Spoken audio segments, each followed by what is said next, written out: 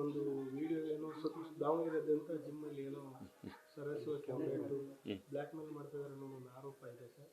ಅದು ಯಾರು ಗಮನಕ್ಕೆ ಬಂದಿದೆ ತಮಗೆ? ಹೌದು, ನಿನ್ನೆ ಸಂಜೆ ನನಗೆ ಒಬ್ಬರು ಫೋನ್ ಮಾಡಿದರು. ಏನು ಅಂತಂದರೆ, ದಾವಣಗೆರೆಯ ಒಂದು ಜಿಮ್ನಲ್ಲಿ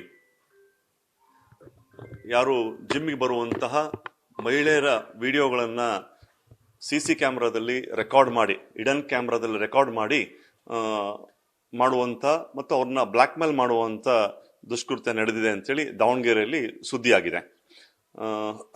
ನನಗನ್ಸುತ್ತೆ ಇದೊಂದು, ನಾವು ಬೇರೆ ಬೇರೆ ರಾಜ್ಯದ ಪ್ರಮುಖ ನಗರಗಳಿರ್ಬೋದು, ರಾಜ್ಯದ ಹುಬ್ಬಳ್ಳಿ ಇರ್ಬೋದು, ಬೆಂಗಳೂರು ಇರ್ಬೋದು, ಈ ಎಲ್ಲ ಕಡೆ ಏನು ಜಿಮ್ ಜಿಹಾದ್ ನಡೀತಾ ಇತ್ತು, ಆ ಹೆಮ್ಮಾರಿ ನಮ್ಮ ದಾವಣಗೆರೆಗೂ ಕಾಲಿಟ್ಟಿದೆ ಅಂತ ಹೇಳಲಿಕ್ಕೆ ನಾನು ಬಹಳ ಆತಂಕದಿಂದ ಹೇಳಲಿಕ್ಕೆ ಇಷ್ಟಪಡ್ತೀನಿ. ನಾವು ನೋಡ್ತಾ ಇದ್ವಿ, ಮುಂಬೈಯಲ್ಲಿರ್ಬೋದು, ಬೆಂಗಳೂರಲ್ಲಿರ್ಬೋದು, ಜಿಮ್ಗೆ ಬರುವಂಥ ಮಹಿಳೆಯರನ್ನ ಕೆಲವೊಂದ್ಸರಿ ಪುಸ್ಲಾಯಿಸಿ ಅವರನ್ನ ಮೋಸ ಮಾಡಿ ಅವರನ್ನ ದುರ್ಬಳಕೆ ಮಾಡ್ಕೊಳ್ಳುವಂಥ ಜಿಹಾದ್, ಮತಾಂತರ ಮಾಡುವಂಥ ದುಷ್ಕೃತ್ಯ ನಡೀತಾ ಇತ್ತು. ಇವತ್ತು ದಾವಣಗೆರೆಗೂ ಬಂದಿರುವಂಥದ್ದು ನಿಜವಾಗ್ಲೂ ಚಿಂತಾಜನಕವಾದಂಥ ವಿಷಯ.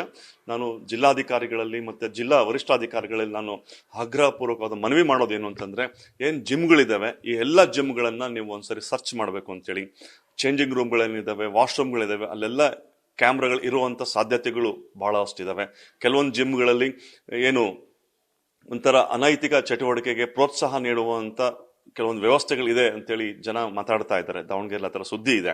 ಹಾಗಾಗಿ ದಾವಣಗೆರೆಯಲ್ಲಿರುವಂಥ ಎಲ್ಲ ಜಿಮ್ಗಳು, ಜಿಮ್ ಟ್ರೈನರ್ಗಳು, ಅವನ್ನೆಲ್ಲರನ್ನು ವಿಚಾರಣೆಗೆ ವಶಪಡಿಸಬೇಕು. ಹಾಗೂ ಏನು ಸರಸ್ವತಿ ಬಡಾವಣೆಯಲ್ಲಿ ನಡೆದಿರುವಂಥ ಏನು ಜಿಮ್ನಲ್ಲಿ ಈ ಘಟನೆ ನಡೆದಿದೆ, ಈ ಘಟನೆಯನ್ನು ಸುಮೋಟೋ ಕೇಸನ್ನು ದಾಖಲು ಮಾಡಿ ವ್ಯವಸ್ಥಿತವಾದಂಥ ತನಿಖೆಯನ್ನು ಮಾಡಬೇಕು. ಆ ಮೂಲಕ ಮಹಿಳೆಯರು ತಮ್ಮ ಆರೋಗ್ಯದ ರಕ್ಷಣೆಗೋಸ್ಕರ ಜಿಮ್ಗೆ ಹೋಗ್ತಾ ಇದ್ದಾರೆ, ಅವರ ಗೌರವವನ್ನು ಕಾಪಾಡುವಂಥ ಕೆಲಸವನ್ನ ಜಿಲ್ಲಾಡಳಿತ ಮಾಡಬೇಕು ಅಂತೇಳಿ ಈ ಮೂಲಕ ಮನವಿ ಮಾಡ್ತೀನಿ. ಹೌದು, ಈ ಥರದ ಕೇಸ್ಗಳಲ್ಲಿ ನಾವು ಸುಮಾರಷ್ಟು ನೋಡಿದ್ದೀವಿ.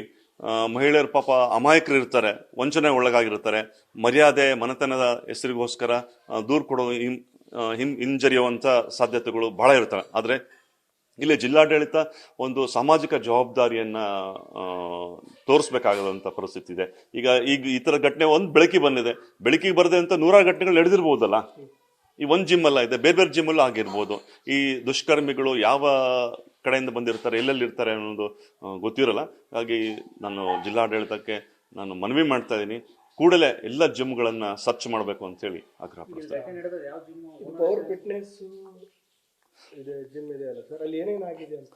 ಪವರ್ ಫಿಟ್ನೆಸ್ ಅನ್ನುವಂಥ ಏನು ಜಿಮ್ ಏನಿದೆ, ಇಲ್ಲಿ ಅನೇಕ ವಿಶೇಷವಾಗಿ ಸಂಜೆ ಹೊತ್ತಲ್ಲಿ ಮಹಿಳೆಯರು ಜಿಮ್ಮಿಗೆ ಬರುವಂಥ ಇದಿದೆ.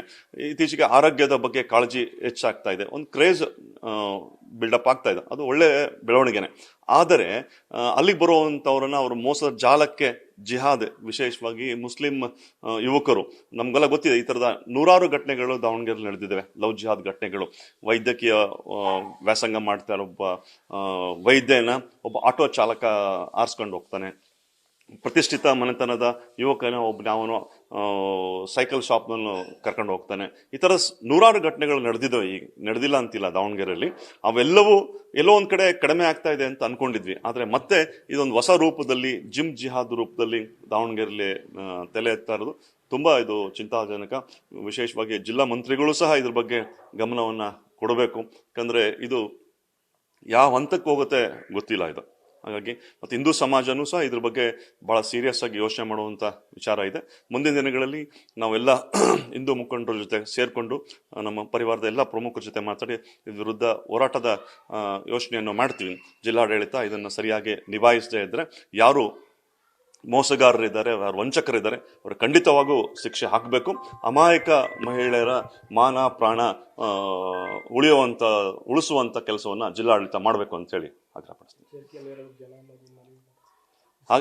ಸಾಮಾಜಿಕ ಜಾಲತಾಣಗಳಲ್ಲೂ ಸಹ ಅದು ಆ ಜಿಮ್ನಲ್ಲಿ ನಡೆದಿದೆ ಅನ್ನಲಾರಂತ ಕೆಲವೊಂದಿಷ್ಟು ಫೋಟೋಗಳು ಎಲ್ಲ ವೈರಲ್. ಹೌದು, ಈಗ ಸಾಕಷ್ಟು ಸುದ್ದಿಗಳು ವಾಟ್ಸಪ್ ಅಲ್ಲೆಲ್ಲ ಬರ್ತಾ ಇದೆ, ಸುಮಾರು ಜನ ಮಾತಾಡ್ತಾ ಇದ್ದಾರೆ. ಈ ತರದ 15 ವಿಡಿಯೋಗಳು ಇದಾವೆ ಅಂತೇಳಿ ಹೇಳ್ತಾ ಇದ್ದಾರೆ. 15 ವಿಡಿಯೋಗಳು CC ಕ್ಯಾಮ್ರಾದಿದೆ, ಮತ್ತೇನೋ ಅವರು ಕೆಲವೊಂದು ಪರ್ಸನಲ್ ವಿಡಿಯೋಸ್ ಇದೆ, ಅಶ್ಲೀಲವಾಗಿರುವಂಥ ವಿಡಿಯೋಗಳು ಇದಾವೆ ಅಂತೇಳಿ ಜನ ಮಾತಾಡ್ತಾ ಇದ್ದಾರೆ. ಇವೆಲ್ಲದಕ್ಕೂ ತನಿಖೆ ಮುಖಾಂತರ, ವ್ಯಾಪಕವಾದ ತನಿಖೆ ಮೂಲಕ ಉತ್ತರವನ್ನು ಕಂಡುಹಿಡಿಯಬೇಕು.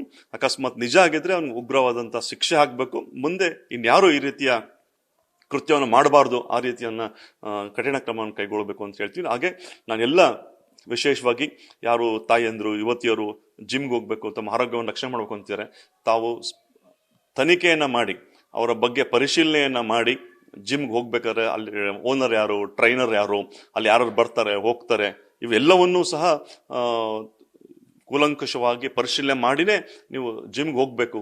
ಮತ್ತು ವಿಶೇಷವಾಗಿ ಪೋಷಕರು ಯಾರೋ ನಮ್ಮ ತಂಗಿ, ನಮ್ಮ ಮನೆಯವರು ಯಾರೋ ಹೋಗ್ತಾ ಇದಾರೆ ಅಂದಾಗ ಖಂಡಿತವಾಗಿ ಅವ್ರು ಎಲ್ಲಿ ಹೋಗ್ತಾರೆ, ಅಲ್ಲಿರುವಂಥ ಪರಿಸ್ಥಿತಿಯನ್ನ ಖಂಡಿತವಾಗೂ ನಾವು ಪರಿಶೀಲನೆಯನ್ನು ಮಾಡಬೇಕು ಅಂತೇಳಿ ನಾನು ಮನವಿಯನ್ನ ಮಾಡ್ತೀನಿ.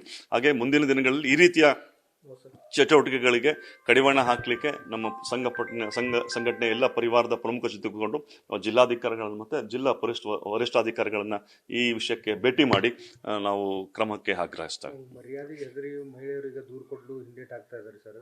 ಮಹಿಳಾ ಆಯೋಗದವರು ಒಂದು ಎಂಟ್ರಿ ಕೊಡಬೇಕಂತ. ಹೌದು, ಮಹಿಳಾ ಆಯೋಗನು ತನ್ನ ಇಂತಹ ಸಂದರ್ಭದಲ್ಲಿ ವಿಶೇಷವಾಗಿ ಮಹಿಳೆಯರ ಹಕ್ಕನ್ನು ರಕ್ಷಣೆ ಮಾಡುವಂತ ಮಹಿಳಾ ಆಯೋಗ ಏನಿದೆ ಅದರ ಜವಾಬ್ದಾರಿ ಇದೆ.